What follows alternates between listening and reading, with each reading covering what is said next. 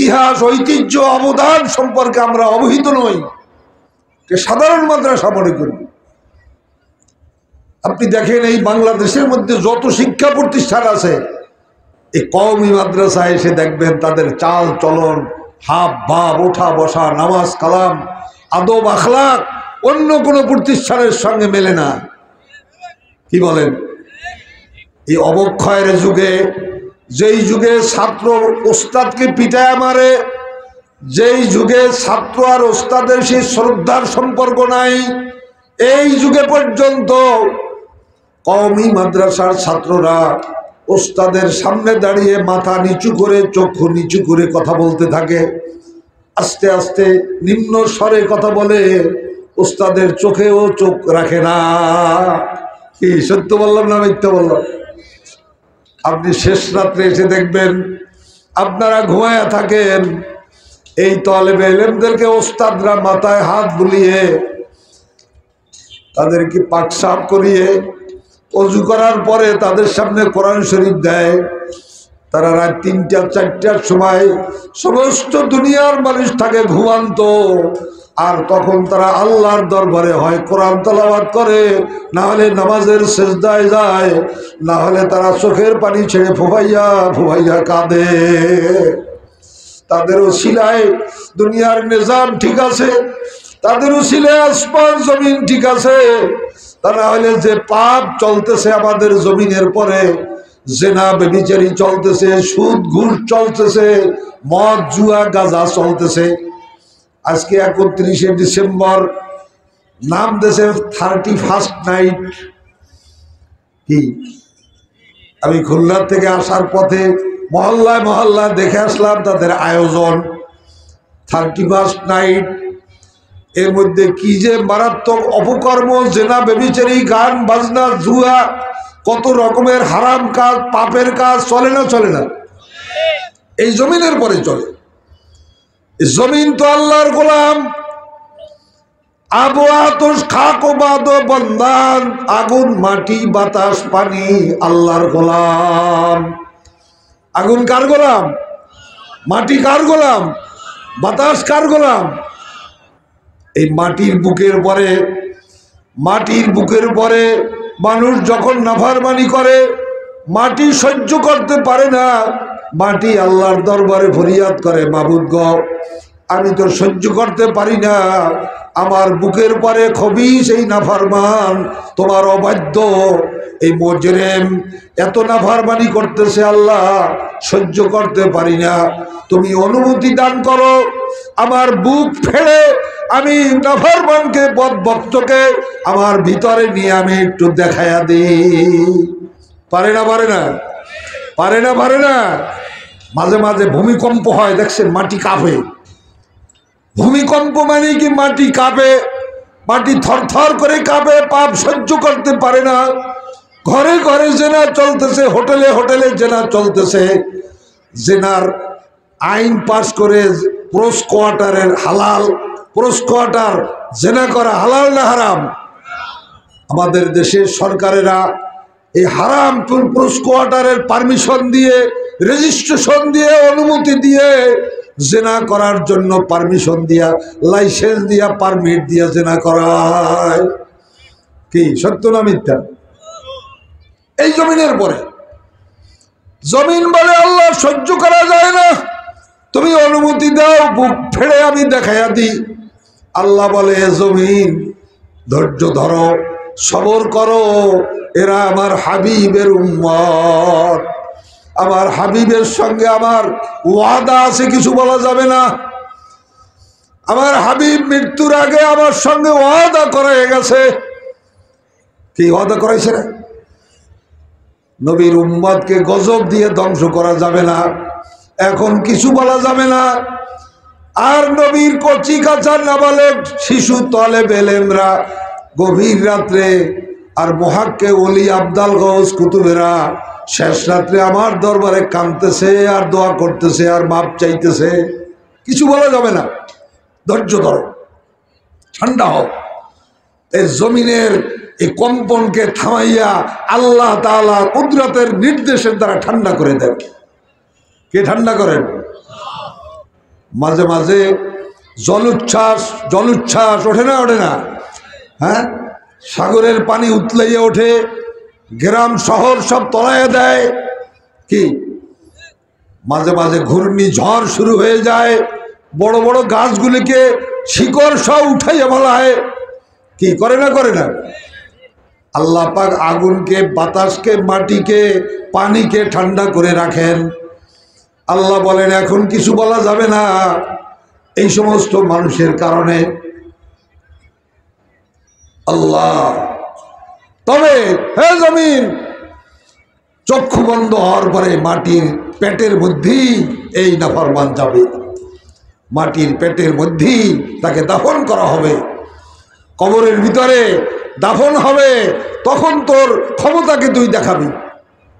এই জন্য আল্লাহ রসুল বলেছেন নাফরমানকে কবরে দাফন করার পরে মানুষ যখন সরে যায় তখন জমিনের জবান খুলে যায়, জমিনে বলে ওরে খবিস নাফরমান, তুই আমার বুকের পরে হেঁটে আমার মাবুদের সঙ্গে নাফরমানি করেছ, আমি কিছু বলতে পারি নাই, মাবুদের অনুমতি ছিল না, আজকে তুই আমার আয়াত্তে এসেছ, আমার পেটে ঢুকেছ, আজকে আমার অনুমতি হয়ে গেছে মালিকের পক্ষ থেকে, আজকে দেখবি আমার ক্ষমতা কাকে বলে।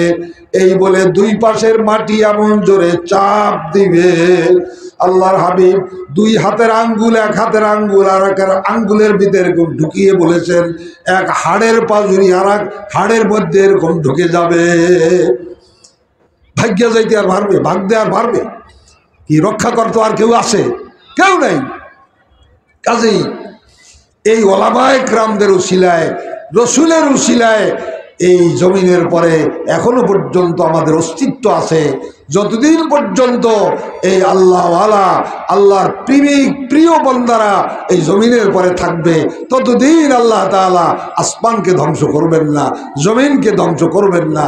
যখন একজনও আর থাকবে না, সমস্ত দুনিয়ার মানুষ নাফরমান হবে, তখন আল্লাহ পাক ইসরাফিলকে হুকুম করবেন, ইসরাফিল অনুফিকা বিসসূরি ফাইজা হুম মিনাল আজদাসি ইলা রাব্বিহিম ইয়ানসিলুন। ইসরাফিল তুমি সিংহায় ফুঁক দাও, জমিন আসমান কার জন্য আর রাখবো? ইসরাফিল যখন সিংহায় ফুঁক দেবে, এক ফুঁকে এমন আওয়াজ শুরু হয়ে যাবে, পাহাড়গুলা ধনকারের দলিত তুলার মতন উঠতে থাকবে, সমস্ত দুনিয়া তছনছ হয়ে যাবে, মেসমার হয়ে যাবে, সারা দুনিয়া কিয়ামত হয়ে যাবে, কেউ আর রক্ষা পাবে না। এরকম একটা সময় সামনে আসে না নাই? বলেন আসে না নাই? আল্লাহ তাই আমার ভাইয়েরা, সব দুনিয়া মেসমার করে আল্লাহ কিয়ামত কায়েম করে দেবেন, হাসরের ময়দান কায়েম করে দেবেন। হাসরের ময়দানে একচ্ছত্র বাদশা হইবেন আমার আল্লাহ। আল্লাহ বলবেন লিমানিল মুলকুল ইয়াউম লিল্লাহিল ওয়াহিদিল কাহ্হার। এ নাফরমানেরা, এ খোদাদ্রোহীরা, এ নাস্তিকেরা, যারা আমার সঙ্গে বিদ্রোহ করেছিলে, আজকে কার কদ্দুর ক্ষমতা আছে পারলে দেখাও। আমি আল্লাহ ছাড়া একচ্ছত্র মালিক আর কেউ নাই। বলেন আর কেউ আছে? আর কেউ নাই। লিল্লাহিল ওয়াহিদিল কাহ্হার। আমি আল্লাহ রহমান নাই, আমার রহমান নামের কারণে দুনিয়াতে আমার নাফরমানি করার পরেও আমি খানা বন্ধ করি নাই, পানি বন্ধ করি নাই, হাওয়া বন্ধ করি নাই। আমার দেওয়া চোখ দিয়া তুই আমার সাথে নাফরমানি করেছো, আমার দেওয়া পাও দিয়া তুই আমার সাথে নাফরমানি করেছো। আমি কিছু বলি নাই, যেহেতু আমার নাম ছিল রহমান। আজকে আমি রহমান নাই, আমার নাম এখন ধারণ করেছি কহ্হার। আমি আল্লাহর এই কহ্হার নামের প্রভাবে আজকে কিয়ামতের ময়দান, আজকে কিয়ামতের ময়দানে কোনো নাফরমানকে, কোনো মুজরিমকে আর মুমিনদের সাথে থাকতে দেওয়া হবে না। আমতাজুল ইয়াউমা আইয়ুহাল মুজরিমুন, আল্লাহ বলবেন, হে মুজরিমরা, হে নাফরমানেরা, তোমরা এখন আলাদা হয়ে যাও। দুনিয়াতে মুমিনদের সাথে এক বাজার থেকে বাজার করেছো, এক টিউবওয়েলের পানি পান করেছো, এক লিচু গাছের লিচু মুমিনরাও ভক্ষণ করেছে, তোমরাও ভক্ষণ করেছো।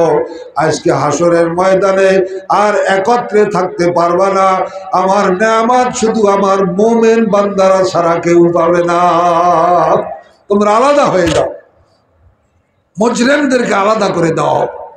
আল্লাহ বলেন, হে নবী, আপনি দেখবেন সেই দিন, ওয়াতারাল মুজরিমিনা ইয়াউমাইযিন মুকাররানিনা ফিল আসফাদ, আপনি সেদিন দেখবেন এই নাস্তিকগুলাকে, নাফরমানগুলাকে, এই অপরাধীদেরকে, মুজরিমদেরকে আমি জাহান্নামের কঠিন শিকল দিয়া বেঁধে, এই কোষে কোষে বেঁধে লাইন দিয়ে তাদেরকে জাহান্নামের দিকে নেওয়া হবে।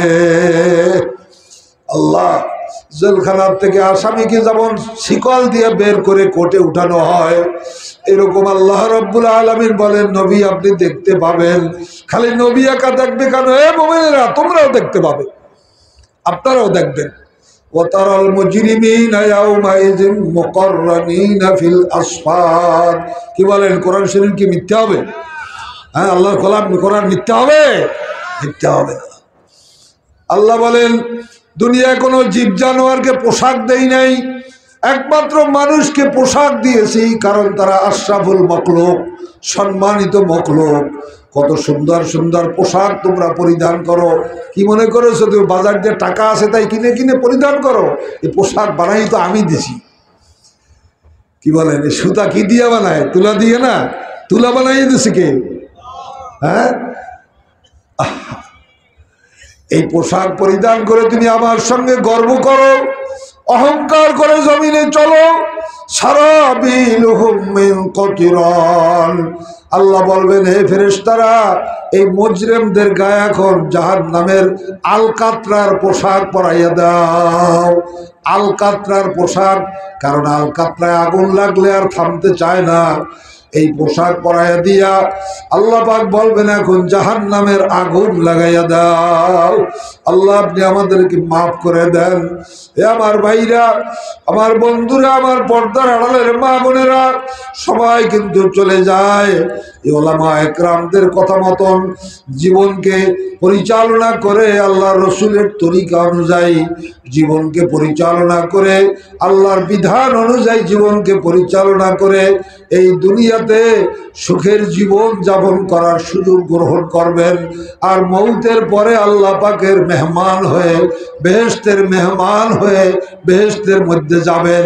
কি বলেন, রাজি আছেন কিনা? কি রাজি আছেন কিনা? কারা কারা রাজি আছেন দেখি? আল্লাহ আমাদের সকলকে আপনার মেহমান হিসাবে কবুল করেন আমাদেরকে। তবে আমার ভাইয়েরা, এই গুনাহের যে সয়লাভ চলতেছে, গুনাহের যে বন্যা চলতেছে, এই বন্যার থেকে আমরাও কিন্তু বেঁচে থাকতে পারতেছি না। আমাদেরও গায়ে গুনাহ লাগতেছে না? লাগতেছে না? এজন্য আল্লাহ পাক কোরআনে কারীমের মধ্যে মুমিন বান্দাদেরকে বলেছেন, তোমরা তওবার সাবান দিয়া, তওবার পানি দিয়া সব সময় এই গুনার ময়লাটা ধুয়ে মুছে পরিষ্কার করে রাখবা। প্রতিদিন প্রতিদিন তওবা, প্রতিদিন তওবা। যত বেশি তওবা হবে তত বেশি গুনার থেকে পাকসাফ হয়ে যাবে। কথাটা বুঝে আসছে না? এই তওবা আল্লাহ তাআলা সুযোগ দিয়েছেন, এই তওবা আমরা সব সময় করতে থাকবো। আর ওলামা একরামদের সাথে থাকবো, ওলামা একরামদেরকে ভালোবাসবো, মহব্বত করব। নবী পাক সাল্লাল্লাহু আলাইহি ওয়াসাল্লাম বলছেন, চারটা পথ হলো নাজাতের পথ, চারটা শ্রেণী হইল জান্নাতি শ্রেণী। এক নম্বর আলেম। তোমরা আলেম হও, যদি পারো আলেম হও, আর যদি সুযোগ না থাকে আলেম হওয়ার, আও মুতাআল্লিমান, আলেমের শাগরেদ হও, আলেমের ছাত্র হও। তাও যদি না পারো, সুযোগ না থাকে, তাহলে আলেমকে তুমি সাহায্য করো, আও মুঈনান। যদি তাও সুযোগ না থাকে, আলেমকে দিলের থেকে মোহাব্বত করো, ভালোবাসো। ওয়ালা তাকুনু খামিসান, খবরদার পঞ্চম শ্রেণীভুক্ত হইও না। পঞ্চম শ্রেণী কি? আলেম বিদ্বেষী হইও না। আলেম বিদ্বেষী হইও না, আলেম বিদ্বেষী হইও না। হয় আলেম হও, না হলে আলেমের শাগরেদ হও, না হলে আলেমের সাহায্যকারী হও, না হলে আলেমকে মহব্বত করনেওয়ালা হও। খবরদার, নবীজি বলেন খবরদার, ওয়ালা তাকুন খামেসান, পঞ্চম শ্রেণী ভুক্ত হইও না। পঞ্চম শ্রেণী হলো আলেম বিদ্বেষী হইও না। যদি আলেম বিদ্বেষী হও, নবীজি বলেন ফাতাহলিক, ধ্বংস হয়ে যাবা, ধ্বংস হয়ে যাবা। কে বলছে? কে বলছে? কে বলছে? রসুল বলেছেন ধ্বংস হয়ে যাবা। আলেম বিদ্বেষী হলে তোমার কোনো ইবাদত বন্দেগীতে কাজ হবে না, তুমি ধ্বংস হয়ে যাবা। দুনিয়ায়ও ধ্বংস হবা আর আখিরাতেও ধ্বংস হবা। তো বলেন আলেম বিদ্বেষী এটা ধ্বংসের পথ না? আলেম হওয়া নাজাতের পথ, আলেমের ছাত্র হওয়া নাজাতের পথ, আলেমকে সাহায্য করা নাজাতের পথ, আলেমকে মহব্বত করা নাজাতের পথ। আর আলেম বিদ্বেষী হওয়া এটা ধ্বংসের পথ। বলেন কিসের পথ? বলেন কিসের পথ? ধ্বংসের পথ। খবরদার আলেম বিদ্বেষী হবেন না। আলেম ওলামা তালেব ইলমকে শুধু ভালোবাসলো তাকে আল্লাহ তাআলা ঈমানের সাথে মওত নসিব করেন। মনে রাখবেন। আমার কথা শেষ পর্যায়ের আমি একটা বাস্তব ঘটনা বলতে মনে চাই, বলবো?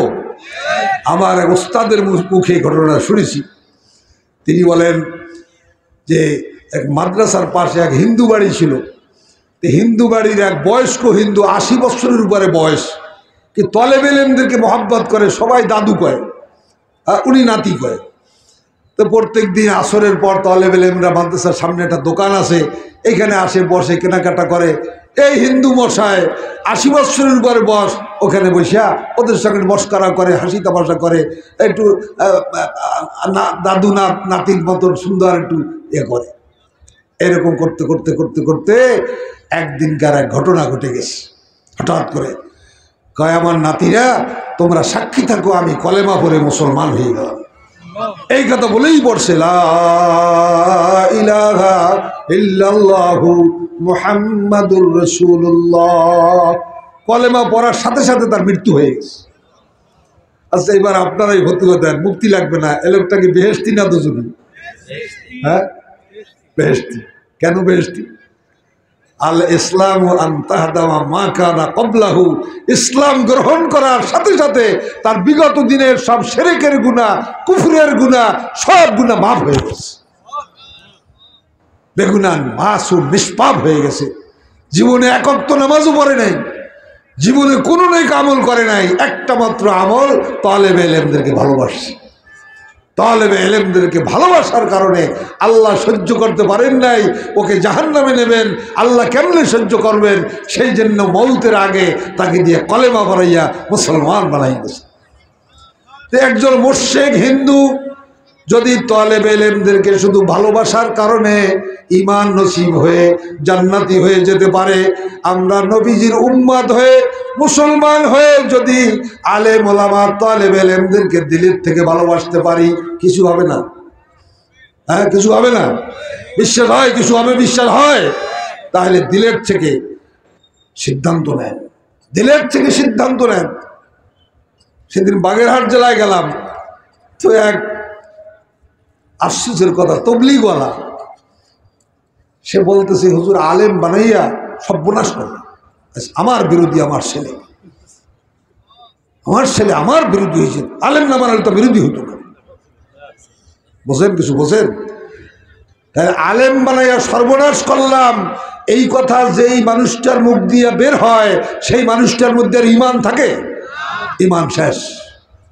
সারা জীবনের নেক আমল, এত ভালো মানুষ সে, আমার জানা মতে বড় আমলদার মানুষ, তবলিগের একজন মোবাল্লিগ, কিন্তু শেষ পর্যন্ত ঈমান বরবাদ হয়ে গেল। খুব হুঁশিয়ার, খুব সাবধান। আলেম সে আপনার ছেলেও, সে নায়েবে রাসূল, তার প্রতি ভালোবাসা, তার প্রতি সম্মান, এটা ঈমানের জন্য জরুরি। মনে রাখবেন। আল্লাহ যেন আমাদেরকে এই ওলামায়ে কেরামদের সাথে থাকার তৌফিক দান করেন। কওমি মাদ্রাসার সাথে হয় ছেলে পড়তে দেন, মাদ্রাসায় নাতি দেন। যদি ছেলে নাতি না থাকে, একজন গরিব তালেবে ইলমকে লালন পালনের দায়িত্ব গ্রহণ করেন, তার কেতাব আদি, মাদ্রাসার বেতন আদি সব আপনি বহন করেন। এই তলেব ইলমটা আপনার নাজাতের উসিলা হবে। আমি আল্লাহর রহমতের পরে ভরসা করে নিশ্চয়তার সঙ্গে বলতে পারি নাজাতের উসিলা হবে। কি রাজি আছেন সবাই? আল্লাহ তাআলা তৌফিক দান করেন। আল্লাহ তাআলা আমাদের সকলকে কওমি মাদ্রাসার সঙ্গে সম্পৃক্ত থেকে মওত পর্যন্ত আল্লাহ তাআলা ঈমানের সাথে মানে কবুল করেন। সকলে জোরে বলুন আমিন।